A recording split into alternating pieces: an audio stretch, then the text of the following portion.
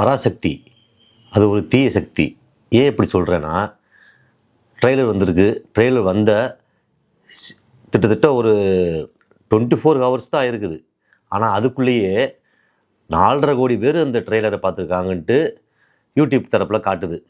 இது ஃபுல்லாக வந்து டெக்கை வச்சு அந்த ட்ரெய்லரை பூஸ்ட் பண்ணி அதை வந்து ஜனநாயக படத்துக்கு வந்து ட்ரெய்லருக்கு வந்து ஈக்குவலாக வந்து போடணும், ஜனநாயக ட்ரெய்லரை வந்து தாண்டி வியூஸ் அதிகமாக வரணும் அப்படிங்கிறதுக்காக டெக் மூலியமாக பூஸ்ட் பண்ணி போட்டிருக்காங்க. கதை வந்து ஒரிஜினல் கதை.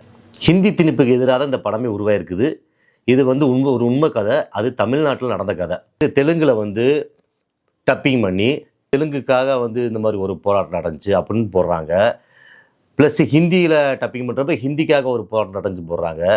அப்போ நம்ம தமிழர்களாகிய நம்ம அவ்வளோ முட்டாப்பல்களாக நம்ம பணம் சம்பாதிக்கிறதுக்கு ஒரு படத்தை இந்த மாதிரி எடுத்து அதை தமிழர்களை வந்து நம்ம கேவலப்படுத்துகிற மாதிரி தமிழ்நாட்டில் மட்டும் ரிலீஸ் ஆனால் பரவாயில்ல. ஆனால் இது வந்து தெலுங்கு, ஹிந்தி எல்லா இடத்துலையுமே ரிலீஸ் ஆகுது. தெலுங்கர்கள் யாருமே இதுக்காக போராடல. தமிழ்நாட்டில் தான் இவ்வளோ பிரச்சனை நடந்துச்சு. அதுக்காக தமிழ்நாட்டில் தான் அவ்வளோ போராட்டம் நடந்துச்சு. ஒரு படம் எடுக்கிறதுல இவ்வளவு தூரம் ஒரு வன்மமாக. சுதா கொங்காராங்கிறவங்க 57 வயசு ஆயிடுச்சு. அவங்க விஜயவாடா சேர்ந்தவங்க.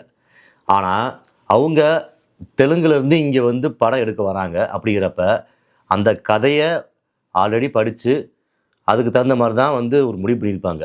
அதை இது உண்மை கதை எடுக்கிறோமே, ஏன் இது வந்து ஒரு மிகப்பெரிய ஒரு பாதிப்பு உண்டாக்காது அப்படின்னு அவங்களுக்கு தெரியாதா? ரைட்ஸ் வாங்கி ரிலீஸ் விடுறது நம்ம ரெட் ஜெயின் மூவி. யார்? நம்ம உதயநிதி ஸ்டாலின் அவருடைய மகன் இன்பநிதி அவங்க வெளியிடுறாங்க. ஆனால் இதில் ஒரு போட்டி, இதுலேயே ஒரு அரசியல். ஏன்னா ஜனவரி 9ஆம் தேதி ஜனநாயகம் ரிலீஸ் ஆகுது.